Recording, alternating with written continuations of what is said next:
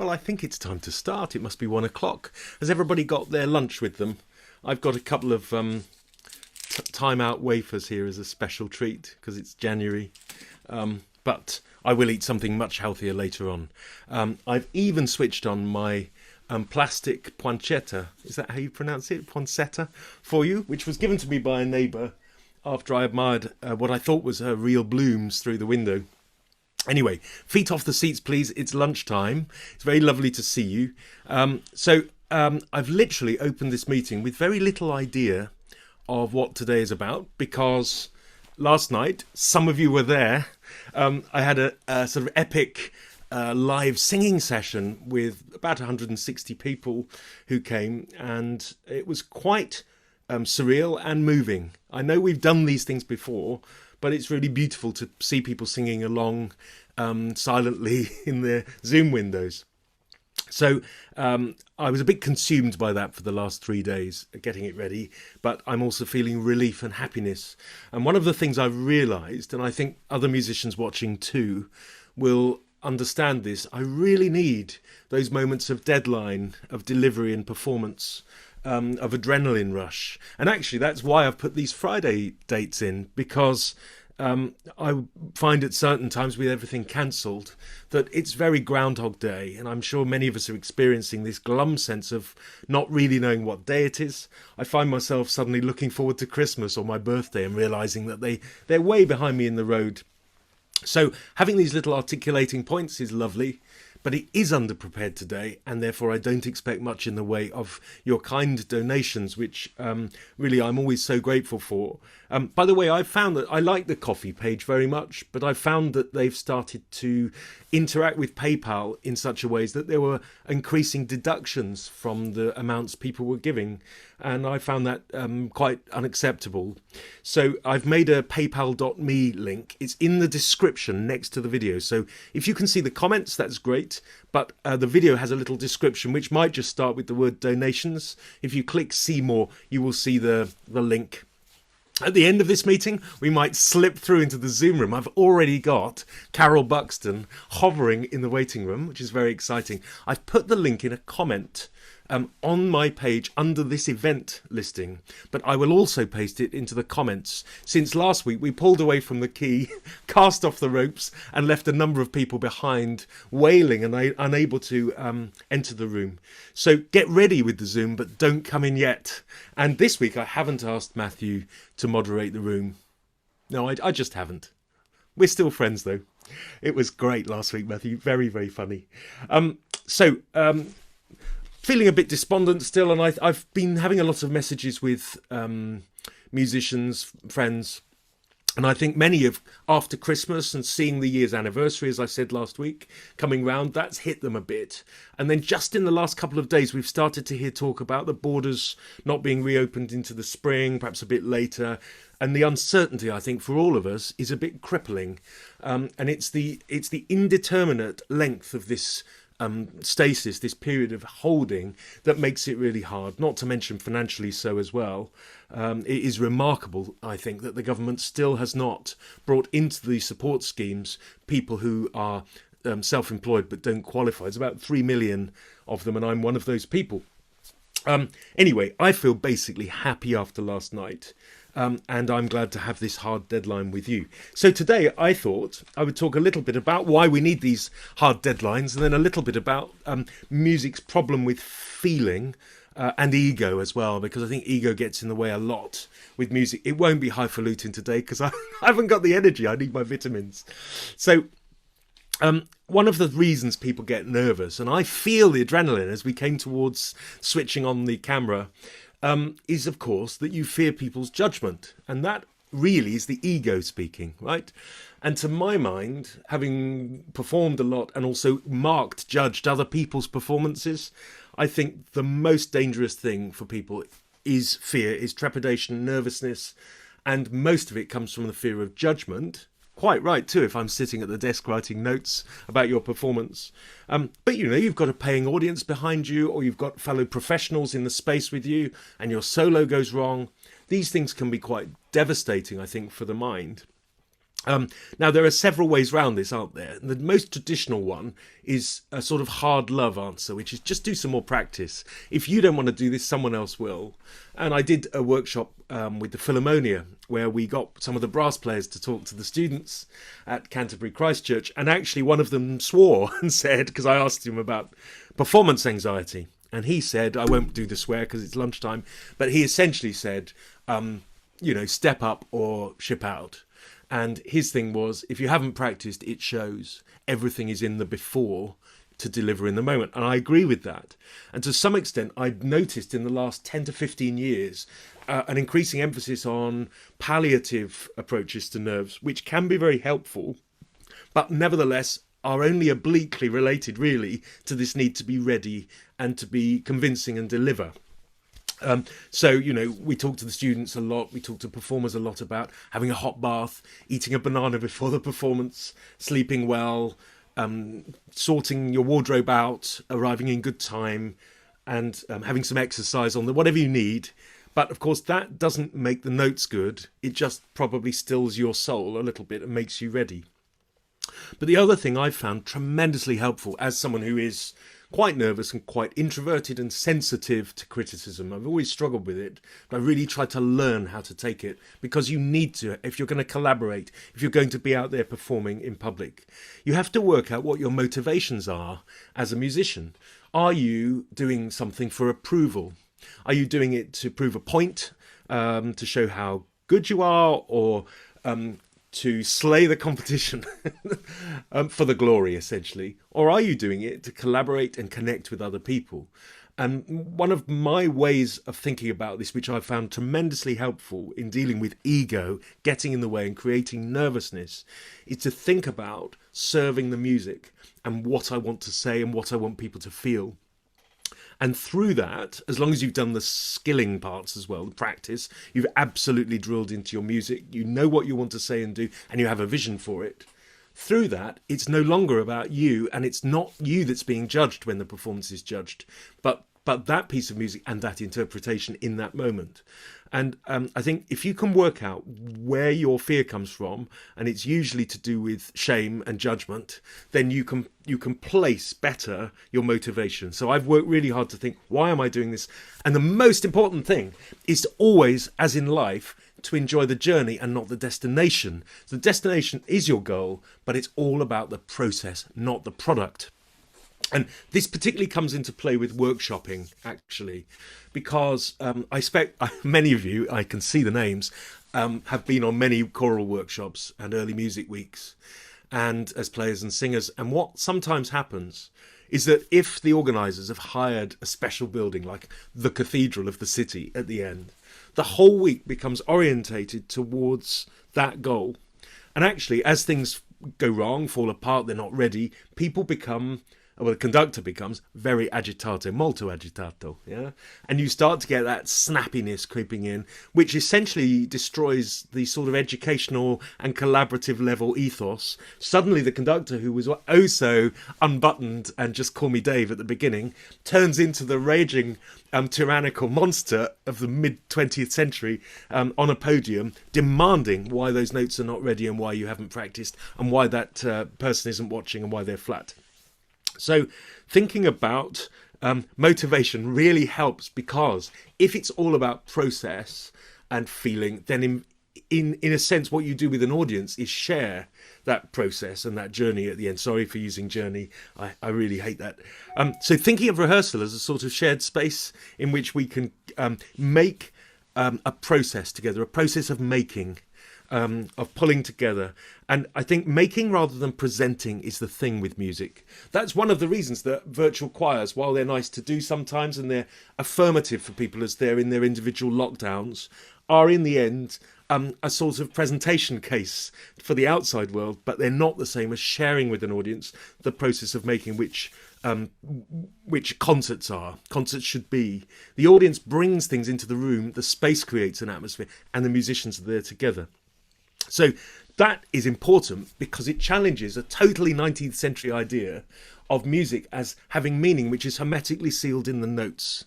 So this thing which is we sometimes call score worship, And there's a German word which I should have checked before I started speaking, and I've forgotten again. This idea that Schubert or Mozart or Beethoven put into the structure of the notes their genius, and therefore we mustn't interfere, we should only reproduce. This is the source of a great deal of musical anxiety. Because, of course, cognoscenti, people who know about the stuff, are sitting in the concert hall. They've heard 74 versions of this concerto before, and therefore they expect to see, you obey, worship at the feet of that composer, or follow in a line of interpretation. Now, of course, Western music, and particularly 18th and 19th century Austro-German stuff, the canon that dominates classical music industry, institutions and education, that is founded in notational structures. But it is not... I think it is not for us merely to worship the score. The problem is that so little is left for the performer to adjust that great emphasis is placed on certain things to do with articulation and tempo and timbre, because there's really very little creativity left, because you mustn't deviate from the notes. And this, of course, feeds into the whole grade structure.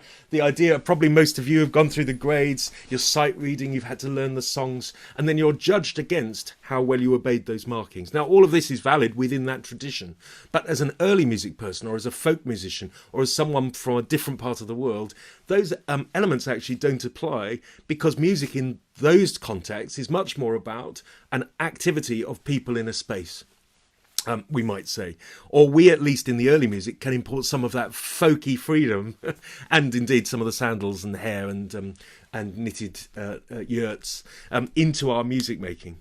So early music, I think, has a problem with this, because it likes to find its authority from somewhere, and it wants to be up with the big boys. When in the 20th century, early music comes along, and in order to gain the same level of respectability and commercialism, it sort of it scratches about for its authority, which is why the mass becomes like a symphony, and it adopts the similar clothing, the similar dress and manners of the 19th century. And that's a trap for this kind of music, because it's not appropriate to it.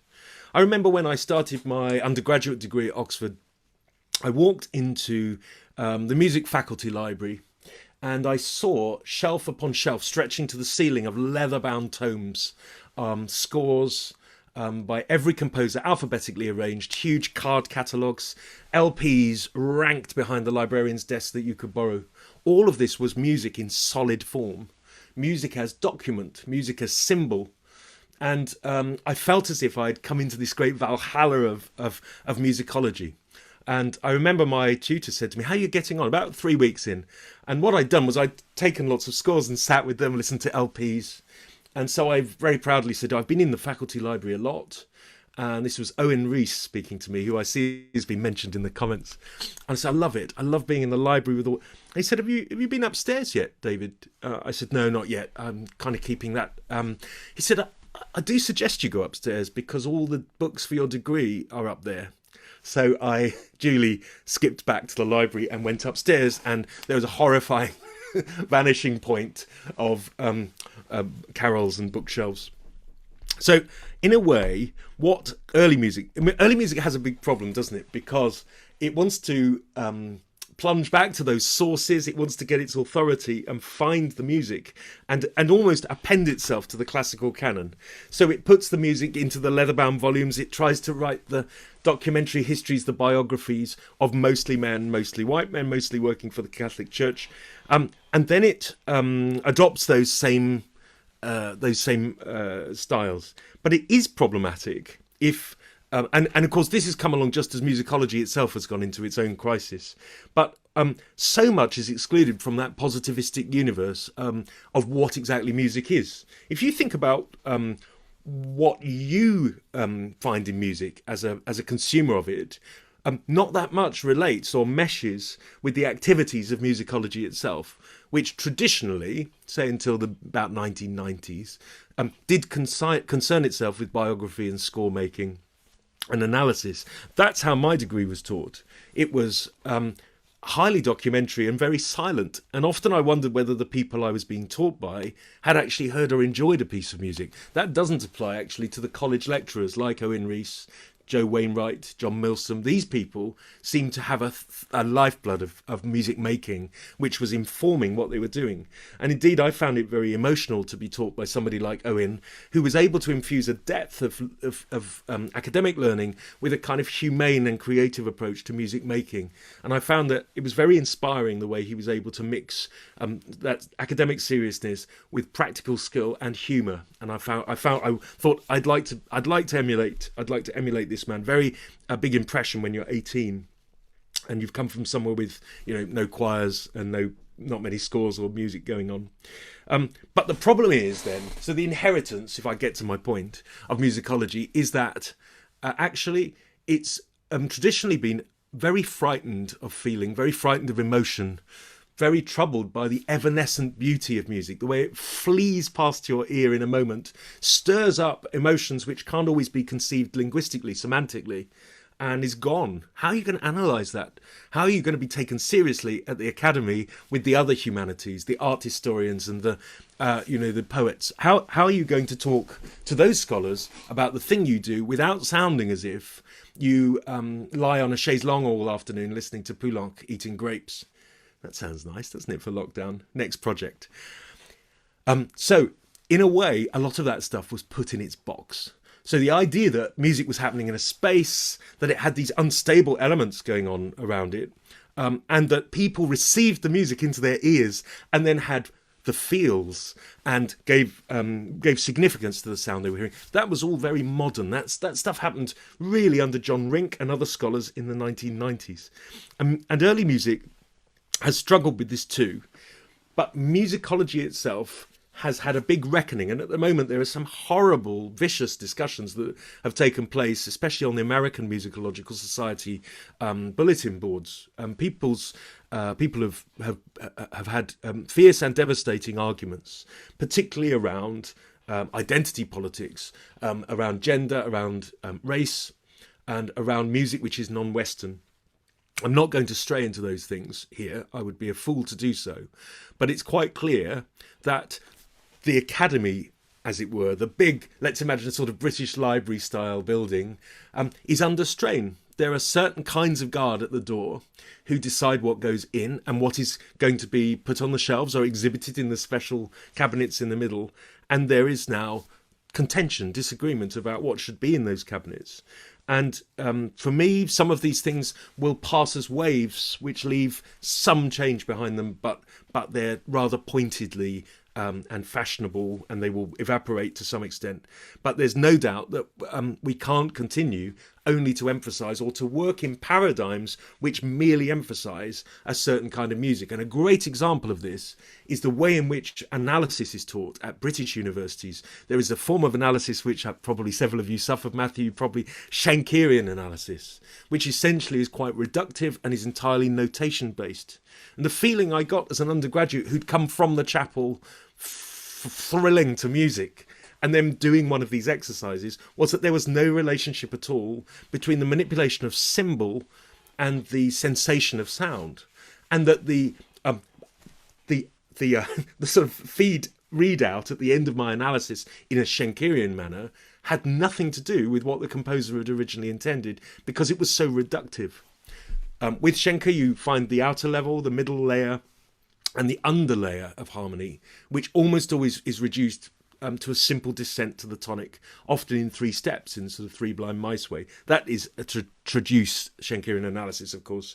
But there is a problem when symbol is standing in for the experience of sound.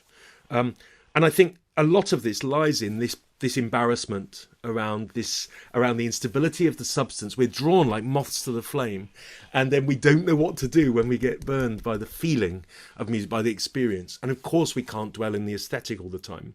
But it's interesting that early musicological societies were not open to women, and that there was a strong emphasis on analysis and editing, which are 2 of the most symbol-based, positivistic activities you could make around music. And of course we need people to go out with their spade and find the music in the archive. But then we need to perform it, and then we need to analyse it in a way which is not merely symbolic and silent. And that has been the greatest challenge. That mismatch has been the greatest challenge. I think, for academic music, and then how to reach out across into, this is my passion, as you'll have gathered if you've met me before, is how to get from the academy into real rehearsal rooms and concert programs. And there are lots of other people doing the same, of course, people who are able to make that bridge between the abstract and the theoretical, which of course music has always had. Think back to the medieval period, think back to Boethius and the way music theory was taught as an entirely abstract, sort of almost stellar construction. You know, it was taught really as astronomy, not astrology. That would be to tell you what's going to happen. You're going to meet a tall, handsome stranger next week. But real music was kind of left at the bottom of the theory. And I suppose, in a sense, music practitioners have always just learned on the job, and then theory is chased along behind. There was only really one moment in history where theory and practice almost aligned, and that's in late 16th century Italy, where people like the Florentine nobles, the Camerata in Florence, are sitting around debating the principles of reviving classical antiquity and expressivity in music, at the same time as people are trying to write the stuff. And there's this incredible period where everything's up in the air: tonality, expressivity, how to write a piece of, and then it just settles back down into the Baroque, and music theory once again chases behind, talking about rhetoric and poetry while musicians push the boundaries. Anyway, I have talked a lot and I'm not quite sure what about. So next week I'll be a bit better prepared because I don't have a big booking the night before talking, but these were the things jumbling around my head, and I'm really grateful that you've come to listen to them. Hopefully you had something tasty to eat. So what we're going to do now is I'm going to invite you to come into the room with me so that we can listen, but I'm going to talk about the pieces just before I go, so that anyone who wants to follow up with this, what I'll do is I will put the second part of this video on YouTube. I'm going to start recording now, and I will upload it so that you can watch it later from a private link, which will go onto my page later.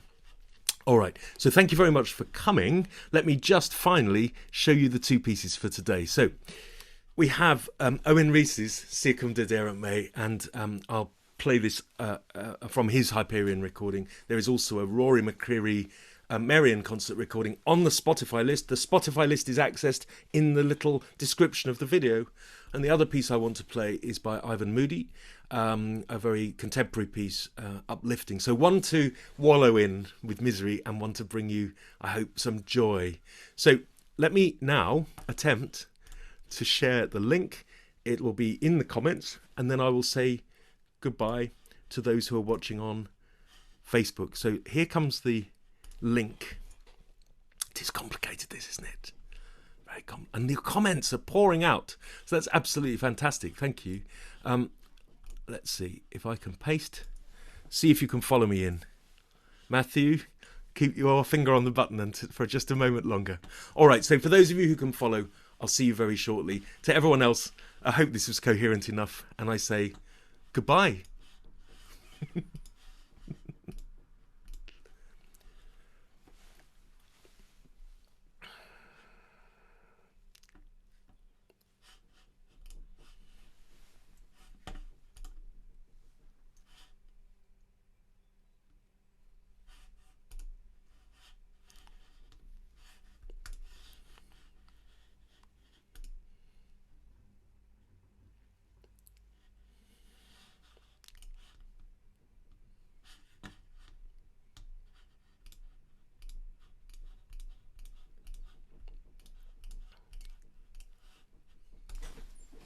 Hey!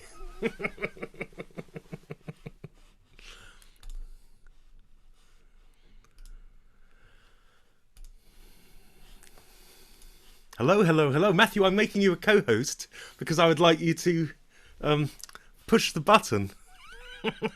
If anybody comes in late, just let them in. All right, so thank you for sticking with it. Wow, today was really ramshackle.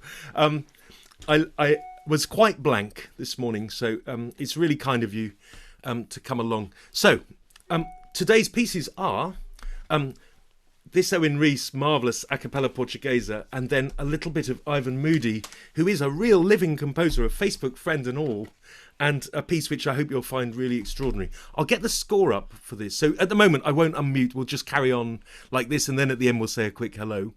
So here is, I hope, the score of Fernandez, Circumdederunt, naughtily typeset by me for a performing edition.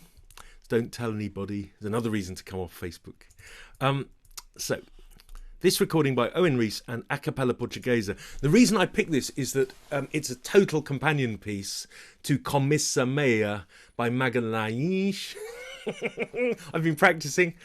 Last night we sang together in this workshop Magalhães Commissa Mea, and it has the same structure. At the end, it has this beautiful section of the snare falling, laque, falling into the bitterness of death. We have this triple time, laque, and it circles down like a sycamore seed falling to earth. I find this extraordinary, and again, it's proof that composers we know nothing about have often written absolute crackers. So let me share sound.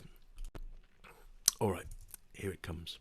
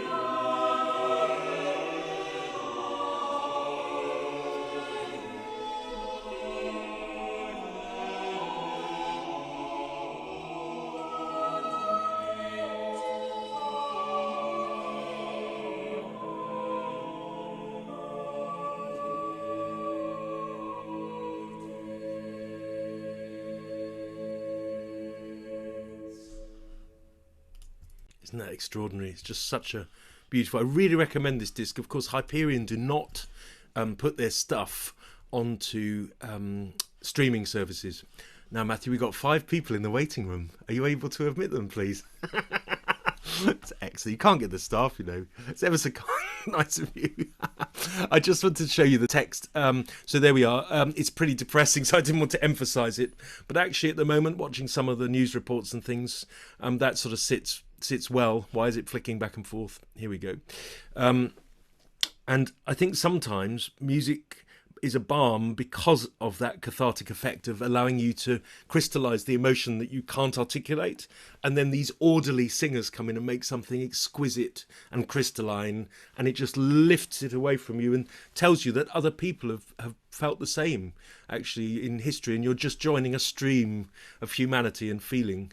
Now, the other piece I want to play is much, much more uplifting, and because we're not going to end on that, are we? So this is a piece by Ivan Moody, with whom I am Facebook friends, and he has a pet pigeon called Percival, who often features in his posts. So let me switch the CDs around. And he is a very fine composer, but also an Orthodox priest. And it seems to me the few pieces of his music I've encountered have a real spirituality about them. And this is a real surprise, this piece, because it's on this disc. You know probably that ECM is a jazz label, right? And that was the place where, let's stop sharing for a minute, that was the place where the Paratan disc with the saxophonist that made my tutor so angry appeared, you know, Jan Garbarek. And so you might expect something jazzy, but it's all 14th century polyphony. And you're 19 tracks into this amazing Parisian, dense, wibbly-wobbly lines, medieval entanglement. And then you get this modern piece. Just one modern piece sort of creeps in unannounced, and it's absolutely extraordinary. So let me just see if I'm sharing just the... Don't want to share the screen, I want to share just the sound. I have nothing to show you, so I'm going to sit, but with my eyes shut, so none of us is embarrassed.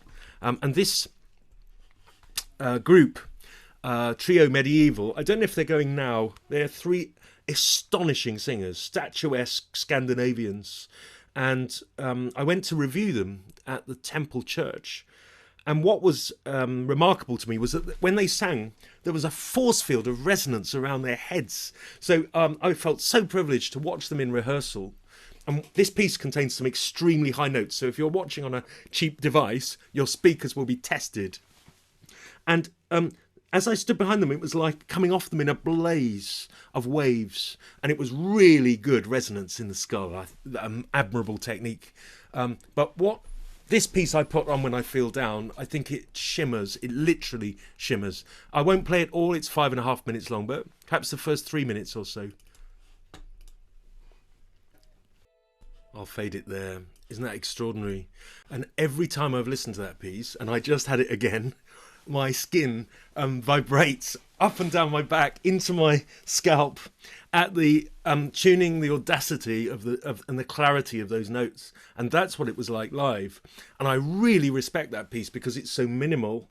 It sounds like a piece of early music, but it's very, very modern as well. It uses chant-like shapes and these little rolling figures. It's very economical. The counterpoint piles up. It's got integrity. It's not like one of the current vogue for contemporary music where the music is in kind of chromatic splodges of sound. Beautiful as that can be in a sort of Whitaker-esque where you get this chromatography of unfolding colour. This is hard-edged, frosty counterpoint that's rigorously worked out, but also takes a joy in sheer audacious technique, and it's written particularly for that group. So I think it's a really beautiful setting of the words, which also enacts the idea, for example, of shining and joy, of leaping like a jack-in-the-box, up to that top B? I don't know what it was. It makes me feel... So I wanted to give you that because Circumdederunt is great if you're feeling down, and as I say, you want to lift that feeling out of yourself and kind of contemplate it. But this is a piece which actually pushes all else away with sensation, a sort of ascetic joy. I think that's all I want to say today, but maybe we can just unmute to say hello very briefly. Do you know how to do that, Matthew? Perhaps I have to do it, and then don't feel obliged at all to stick around, because it was a strange. And thank you for the comments. I am reading them. Andrew, I think we all we were at the same concert. I think that's right. So let's see. Do we know how to do it? Unmute. Ask all to unmute. There, we do that. And then I unspotlight, and then we're all here. And if you choose gallery view, we all appear, and you probably know that sort of thing. Hello, everybody. Hello. I'm a little bit sheepish. Hi, Hello. Hello. Hello to Jennifer in Australia. Hi, Sheila. Incredible. Yes, hello, everyone. Oh, Hello, Venetia. definitely our furthest person. No New Zealanders? Hello, Sheila. In Australia. Sheila. Cool. Just amazing. Australia, Hi, Edinburgh, Diana. Yeah, I'm Rome, but that's... Rome, Bridgend, How lovely. Lexden in Essex. Marvellous. Well, I'm very chuffed that you stuck with it. Canterbury, come on. Canterbury, yeah, Canterbury. And I've still got my time out to eat. By the way, I should have mentioned this. I haven't looked at it yet, but there's a new book by Fabrice Fitch called Renaissance Polyphony, and I suppose at some point I should open it. I'll just spotlight so you can see it a bit bigger. I don't know how good it is. I know Fabrice slightly from Durham, but it's a Cambridge introduction, and it starts with introducing Renaissance Polyphony. I mean, it might be interesting. Makers, pitch, voice names, mensuration, so good scoring texture, and then a bit about performance practice. And probably we've moved way past some of the straw men that I set up in my talk. So anyway, just thought I'd mention it because I've just received that. Okay. Brilliant. Thank you for sticking with it today. About 12 o'clock, I thought, I just don't know. But it's really like a performance, isn't it? And when you lecture as well, I mean, at Bristol, I had so many classes back to back that I used to run between rooms and perhaps go into my office and grab 2 or 3 scores in a book and then open the door to the next room and say, right, let's, I think it's a good skill to learn. Incredible talent. Really. But it also sometimes means you're flanneling a little bit. Yeah. Graham, can I ask you about my pronunciation last night of Magalhães? How was it? I don't know. I didn't hear it last night. That's all right. I practiced, you see, so I had Magalhães. Magalhães. Magalhães. So difficult. Yeah. Portuguese. And I played everybody a little clip of Thomas Malloy, who'd kindly sent me a voice memo. And I listened to it for several days running. So we had Magalhães. Magalhães. Ah, yes. Magalhães. Magalhães. Quite Let's all Scottish. say it. It's quite Scottish. Magalhães. I just hope that there's a Portuguese choir somewhere trying to pronounce some obscure English composer's name. I can't think You of need one. Carlos Aronso. Yeah, absolutely. Right, and the only other thing was I started to find that Ko-fi had changed its relations with PayPal and they're starting to deduct. So I've gone for a direct link. But there's no pressure at all, particularly today, my goodness. But I wanted to mention it because there's no point wasting money. All right, shall I gently close the meeting? Okay. So lovely to see you all. It really is very cheering. Bye-bye. Bye-bye. Bye-bye. Thank you. Bye-bye, Thank Joseph. you. Bye-bye. Stay We'll all safe. be together soon. Yes, Bye. keep safe, everybody. Yes. Bye-bye. Bye. Bye.